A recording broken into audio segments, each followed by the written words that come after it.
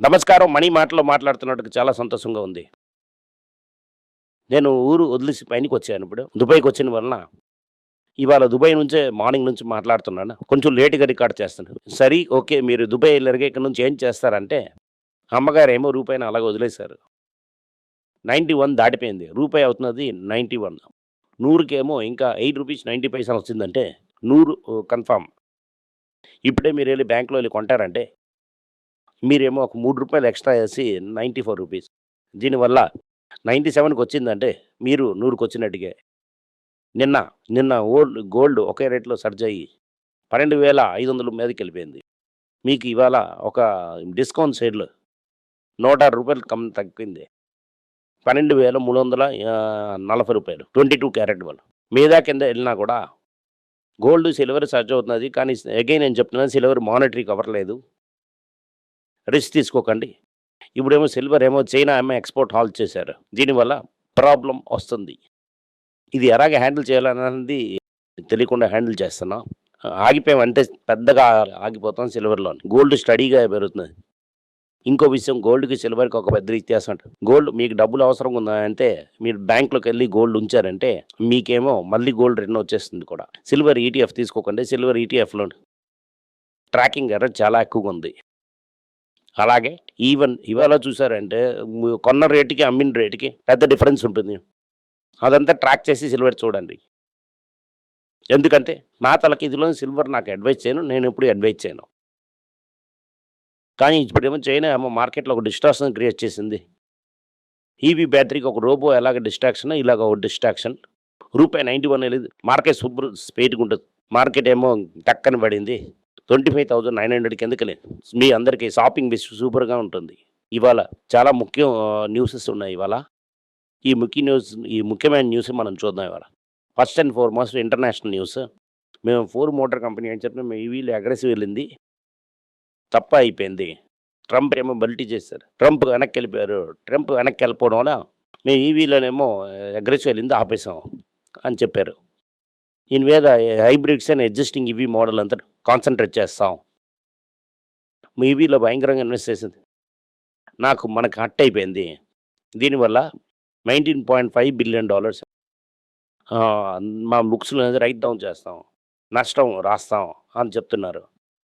ఒకే రోజులో $19.5 బిలియన్ రాయం. మేము చాలా క్వార్టర్స్ అంటే 8 క్వార్టర్స్‌లో రాస్తాం. అలాగని చెప్పారు. అదే కరెంట్‌లోనేమో రికార్డ్ ప్రాఫిట్స్ చేస్తున్నాం. ఈక్విటీగా 7 క్వార్టర్స్‌లో ఈ రైట్ డౌన్ తగ్గిస్తాం అని చెప్తున్నారు. దీనికి ముఖ్య కారణం ఏంటంటే $7,500 ఏమో క్రెడిట్ ఇస్తుండారు ట్రంప్, జో బైడెన్. అది ఈ నెల నుంచి ఎక్స్‌పైర్ అవుతున్నది. అది నేను రెన్యూ చేయను. మీకు 7,500 సబ్సిడీ ఇచ్చింది ఇవ్వను. అలాగని చెప్పేశారు. ఇది టెస్లాకి ఒక పెద్ద ఇది. ఇది టొయోటా అంటే ఒక కంపెనీకేమో గుడ్ న్యూస్. ఈ టొయోటా ఏమో ఈవీ ముందే కుళ్ళుకెళ్ళకుండా మెయిన్‌లీ హైబ్రిడ్ బండిలోనే ఉన్నారు. ఇది గ్యాస్ అండ్ హైబ్రిడ్ బండికి మంచి న్యూస్. ఫోర్డ్‌కి bad news. ఎవరైతే అందరూ కమర్షియల్ ఈవీ వెహికల్ వేశారో వాళ్ళందరికీ బ్యాడ్ న్యూస్. యూఎస్‌యా అని ఆళ్ళేమో ఫుల్ స్ట్రెచ్‌లో ఎళ్తున్నారు. ఇది అమెరికాలో ఉన్న ఒక డిసెంట్ న్యూస్. నెక్స్ట్ అవుతున్నది మన ట్రాక్టర్ గురించి మాట్లాడుతాం. ఇందులో ఇండియా నంబర్ 1. బేసికల్లీ ఏంటంటే ఒక సంవత్సరంకి 10,00,000 ట్రాక్టర్లు అమ్ముతున్నారు. కానీ అమెరికా, చైనా కలిపి కూడా 6,00,000 ట్రాక్టర్ మీద అమ్మడం లేదు. ట్రాక్టర్ సేల్స్‌లో నంబర్ 1 అనే దాంట్లో ఇదే లేదు, ఎదురు లేదు. ఎందుకు ఈ నంబర్ 1 అని ఆలోచించామంటే అగ్రికల్చర్‌లో చాలా ప్రాబ్లమ్ ఉన్నది. ఈ ప్రాబ్లమ్ ఉన్నప్పుడు ఎలాగ ఈ ట్రాక్టర్స్ ఎక్కువగా ఉందంటే 2 కారణాలు చెప్తున్నారు. ఒకటి అగ్రికల్చర్ నార్త్ ఇండియాని సౌత్ ఇండియా హెవీలీ మెకనైజేషన్ ఇప్పుడే అవుతున్నది అని చెప్తున్నారు. ఇదికి ముందేమో ఆవు యూజ్ చేస్తున్నాడు ప్లేస్‌లోని ఇప్పుడు ట్రాక్టర్ యూజ్ పని స్టార్ట్ చేశారు. దీనివల్ల ఒక పెద్ద సేల్ ఉంది. ఒకటి. రెండవుతున్నది ట్రాక్టర్‌ని యూజ్ చేసి construction site goods transportation trailer బండి తీయడానికి ట్రాక్టర్ యూజ్ చేస్తున్నాడు. ట్రాక్టర్ ఏమో ఒక హాలేజ్ బండిగా ఉంది. చీపర్ అవుతున్నది ట్రైలర్ కన్నా సామాన్లు దించడం కన్నా. ఇది చాలా యాడ్స్‌లో మీరే చూసుంటారు. నేను కూడా చూశాను రూరల్‌లోని. ఇప్పుడేమో ట్రాక్టర్ పెట్టి చేస్తున్నారు. ఇది కన్‌స్ట్రక్షన్ సైట్‌లో చాలా వచ్చేసింది. ఇది ఒక కన్‌స్ట్రక్షన్ ఎక్విప్‌మెంట్‌గా చూస్తున్నారు. అలాగని చెప్తున్నారు. మూవ్ అవుతున్నది. మిగతా ప్లేస్‌లో అన్ని దాంట్లోనే. ఎమిషన్ నార్మ్స్ చాలా టైట్ చేశారు. Motor cycle, passenger vehicles, commercial వెహికల్‌లోనే. కానీ ట్రాక్టర్‌లోని మనమేమో అగ్రికల్చర్‌ని మెకనైజ్ చేయడం అన్న దాంట్లోను నార్మ్స్‌ని తక్కువ చేశారు. ఆ నార్మ్స్ రావడానికి చాలా సంవత్సరాలు అవుతది. దీనివల్ల ఇది ఒక పెద్ద అడ్వాంటేజ్ ఉంది ట్రాక్టర్‌కి. ఇండియాలోనే ఒక 3 ఇండియన్ కంపెనీస్ సక్సెస్ చేస్తున్నాయి. మెయిన్‌గా చెప్తున్నా. ఒకటి మహీంద్రా అండ్ మహీంద్రా, ఇంకోటేమో ఎస్కార్ట్స్ కుబుతా ఒక జాపనీస్ కంపెనీ. మూడవుతున్నది మన ఊర్లో ఉన్న టెఫే. అలాగనే మిగతా అన్ని చిన్న చిన్న కంపెనీ జాన్ డీర్ అమెరికాలో పెద్ద కంపెనీలు. ఇక్కడ కూడా ట్రాక్టర్స్ చేస్తున్నారు. ఈ ట్రాక్టర్స్ అన్నది ఒక పెద్ద బిజినెస్. నెక్స్ట్ అవుతున్నది. మనకొక good news. IndusInd bank. IndusInd bank promoters RBI నోరు మూయని చెప్పేశారు. మీ మీరు ఎక్కువగా మాట్లాడకండి. మీరు బోర్డే ఉండకూడదు. మీరేమో లైన్ నుంచేమో స్ట్రాటజిక్ ఇన్వెస్టర్ అది ఇది తెస్తామని చెప్పకూడదు. మీరు ఇన్వెస్టర్ సైలెంట్‌గా ఉండడం. మేము మనుషులు తెస్తాం. వాళ్ళేమో నడిపిస్తారు. మీరు వేడికి చూడండి అని చెప్పేశారు. నువ్వు చాలా ప్రెషర్ చేసావంటే మీ స్టాక్‌కి అమ్మేసి ఎళ్ళిపోండి. ఆ స్టన్ మెసేజ్ చెప్పేశారు. So, RBI day to day RBI IndusInd బ్యాంక్‌లో ఏట్ అవుతది అని చూస్తున్నారు. అది ఇండస్ఇండ్ బ్యాంక్‌లో చాలా ఇదున్నది. ఒకటి అశోక్ లైలాండ్ తలక కమర్షియల్ వెహికల్‌ని చాలా ఫైనాన్స్ చేస్తున్నాడు. అది వేరేగా హిందూస్థాన్ ఫైనాన్స్ ఉంచారు. ఎందుకు అది బ్యాంక్ ఏమో పబ్లిక్ మైనే తీసుకెళ్ళి ఇంకొక వేరే బిజినెస్ ఫైనాన్స్ చేయాలి. 2 క్వెషన్ అవుతుంది. నెక్స్ట్ డిజిటల్ అని ఒక కంపెనీ ఉంది. అది హిందూజాజ్ అనే కంపెనీ. ట్రెజరీ ఆపరేషన్‌లో 1.5% స్టేక్ ఉంచారు. అది ఎందుకు ఉంచాలి? మీరు బోర్డ్‌లో ఉన్న లేకపోయినా కూడా మీకు ప్రమోటర్స్‌కి చాలా లింక్స్ ఉన్నాయి. దీనివల్ల ఈ లింక్స్ అన్ని సింపుల్ కట్ చేయండి. అలాగని ఫుల్ ఇన్‌స్ట్రక్షన్స్ ఇచ్చేశారు. ఈ బ్యాంక్ ఎళ్తున్న కొద్దీ స్టెప్ బై స్టెప్ ఇంకా స్ట్రాంగ్ అవుతుంది. ఇంకొక క్లియర్ ఆర్‌బీఐ ఏం చేసిందంటే హెచ్‌డీఎఫ్‌సీ బ్యాంక్ ఏమో లైఫ్ ఇన్స్యూరెన్స్, జనరల్ ఇన్స్యూరెన్స్ మూలంగా ఈ బ్యాంక్‌లోనే 9.5% వరకు స్టేక్ ఉంచానని చెప్పారు. వీళ్ళతోని ఒక 15% స్టేక్ ఉందండి. హెచ్‌డీఎఫ్‌సీ బ్యాంక్‌తో 9.5% ఉంటది.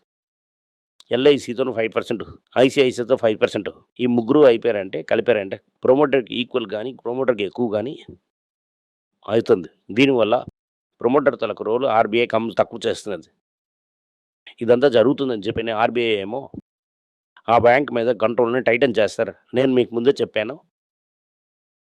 ఇప్పుడు హెచ్‌డీఎఫ్‌సీ బ్యాంక్‌కి పర్మిషన్ ఇవ్వాలనే ఈ ఆర్‌బీఐ నోడ్ ఇది క్లియరా మీ ఇండస్ఇండ్ బ్యాంక్‌కి ప్రమోటర్ ఇన్‌ఫ్లూయెన్స్ నుంచి పోతూనే ఉంది. ఇంకో నెక్స్ట్ విషయం ఇంపార్టెంట్ ఏం జరుగుతుందంటే ఏం చెప్తున్నారంటే ఆ మేనేజ్మెంట్‌కి ఇచ్చిన బోనస్ అంతా మళ్ళీ తీసుకోవాలి. అలాగని చెప్పారు.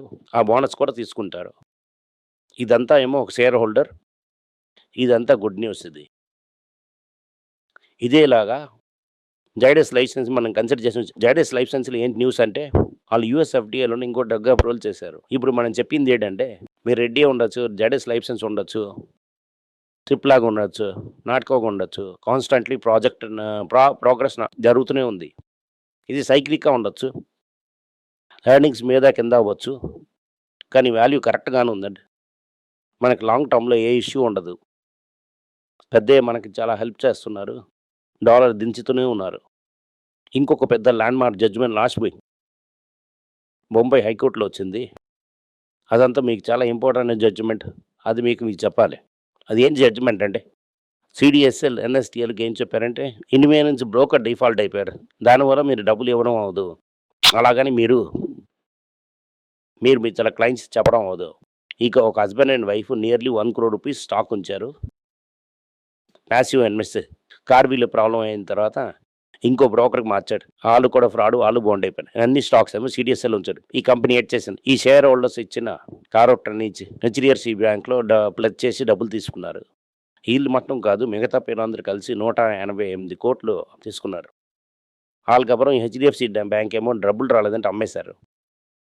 సీడీఎస్ఎల్ డెలివరీ చేసేశారు. ఇప్పుడు మీరు అడుగుతున్నప్పుడు మీరు పోలీస్ కంప్లెయింట్ ఇయ్యు, ఎన్ఎస్‌సీకెళ్ళి ఇక్కడికెళ్ళని చెప్తున్నారు. లాస్ట్‌గా దాని మధ్యలోనే ఆ హస్బెండ్ చనిపోయారు. లేడీ ఏమో సెక్యూరిటీ అప్లయెంట్ ట్రిబ్యునల్‌కెళ్లారు. ఆర్బిట్ చేయండి అని చెప్పారు. మీకు మెయిన్ అవుతున్న సీడీఎస్ఎల్ తప్పు. మీరు కేర్‌ఫుల్‌గా ఉండడానికి ప్లెడ్జ్ క్లియర్ చేశారు. మీరే 90 లాక్స్ ఇవ్వాలని చెప్పారు. ఇది గైనెస్‌గా సీడీఎస్ఎల్ బొంబాయి హైకోర్ట్ ఎళ్లారు. ఆర్బిట్రేటర్ చెప్పింది రైట్. శీఘ్రంగా డబ్బులు తీసుకొని టేబుల్ మీద పెట్టని చెప్పి. ఈ జడ్జిమెంట్ సుప్రీం కోర్ట్ కూడా ఆలోచించి ఈ కార్బీ అండ్ 2 బ్రోకర్స్ ఏం చేశారంటే 90 లక్ష షేర్స్ ప్లెడ్జ్ చేసి ఆ స్టాక్ అమ్మేశారు. ఆ స్టాక్ ఏమో అమ్మడానికి బాండ్ అయిపోయారు. ఆ డబ్బులంతా సీడీఎస్ఎల్, ఎన్ఎస్ఎల్ ఇచ్చేయాలి. అదవుతున్న పెద్ద జడ్జిమెంట్. చాలా 1000 కోట్స్ నష్టం రావచ్చు ఈ 2 కంపెనీస్‌కి. కానీ ఈ రిటైల్ ఇన్వెస్టర్స్ ప్రొటెక్ట్ అవుతారు. ఈ జడ్జిమెంట్‌ని వెల్కమ్ చేయాలి. ఇదొక ఇంపార్టెంట్ స్టెప్. మీ తలకి ఎర్నింగ్స్ ప్రొటెక్ట్ చేయడానికి. ఇలాగ మీ ఎర్నింగ్స్ ప్రొటెక్ట్ చేయలేదంటే మీరు ఫ్యూచర్‌లో మీకు డబ్బులు రాదు. నిన్నేం చేశారంటే ఐటీ స్టాక్స్ కొనేసి స్టాక్ మార్కెట్‌లు పెంచారు.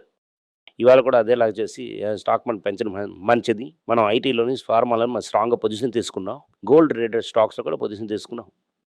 ఇది మనకి ఫాలోయింగ్ రూపీస్ దగ్గర ఇది న్యాచురల్ హెడ్జ్ అవుతుంది. నెక్స్ట్ న్యూస్ ఏటవుతుందంటే ఈ ఐపీఓ భూమి అవ్వలేదు.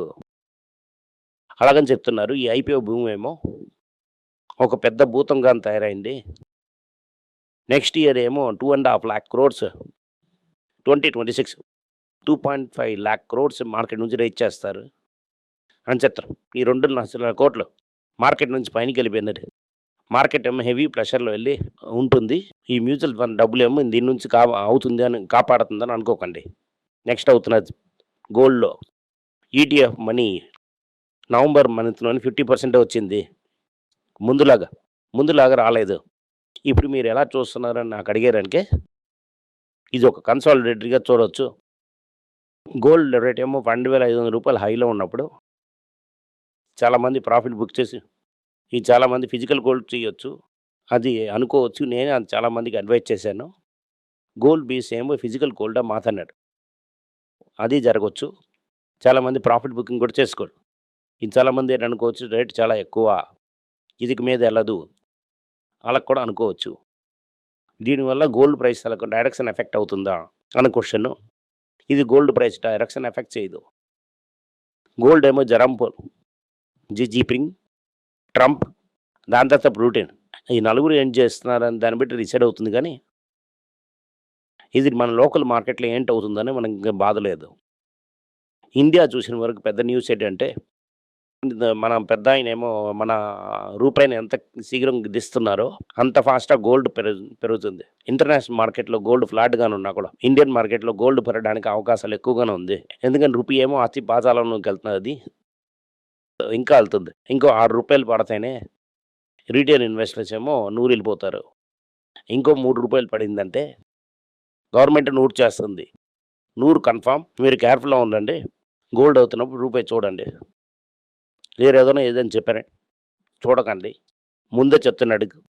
సిల్వర్‌లో ఏంటి పర్వాలంటే మీకు డబ్బులు దొరకవు. ఫైనాన్స్ రాదు. రెండవుతుంది వొలటైల్ ఉంటుంది.